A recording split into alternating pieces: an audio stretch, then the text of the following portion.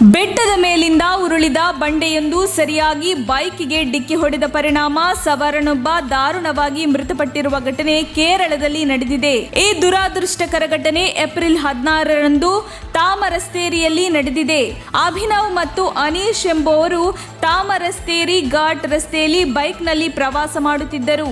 ಈ ವೇಳೆ ದಿಢೀರನೆ ಬೆಟ್ಟದಿಂದ ಕೆಳಗೆ ಜಾರಿದ ಬಂಡೆಯೊಂದು ನೇರವಾಗಿ ಬೈಕಿಗೆ ಡಿಕ್ಕಿ ಹೊಡೆದ ಪರಿಣಾಮ ಸವಾರರ ಸಮೇತ ಬೈಕ್ ಕಣಿವೆಯೊಳಗೆ ಬೀಳುತ್ತದೆ. ಈ ಅವಘಡದಲ್ಲಿ ಮಲಪುರಂ ಜಿಲ್ಲೆಯ ನಿವಾಸಿ 20 ವರ್ಷದ ಅಭಿನವ್ ಎಂಬಾತ ದಾರುಣವಾಗಿ ಮೃತಪಟ್ಟರೆ 21 ವರ್ಷದ ಅನೀಶ್ ಗಂಭೀರವಾಗಿ ಗಾಯಗೊಂಡು ಆಸ್ಪತ್ರೆಗೆ ದಾಖಲಾಗಿ ಚಿಕಿತ್ಸೆ ಪಡೆಯುತ್ತಿದ್ದಾನೆ.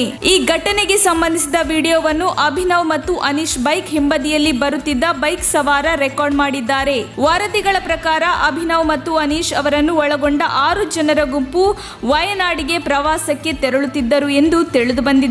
ಮಳೆಯಿಂದಾಗಿ ಮರವೊಂದು ಉರುಳಿ ಬಿದ್ದು ಸ್ಥಿರವಾಗಿದ್ದ ಬಂಡೆಯ ತನ್ನ ಸ್ಥಳ ಬದಲಾಯಿಸಿ 200 ಅಡಿಯ ಕಣಿವೆಗೆ ಉರುಳಿದೆ. ಹೀಗೆ ಕೆಳಗೆ ಬೀಳುವಾಗ ಅಡ್ಡ ಬಂದ ಬೈಕ್ ಅನ್ನು ಗುದ್ದಿಕೊಂಡು ಹೋಗಿದೆ ಎಂದು ವರದಿಗಳು ತಿಳಿಸಿವೆ.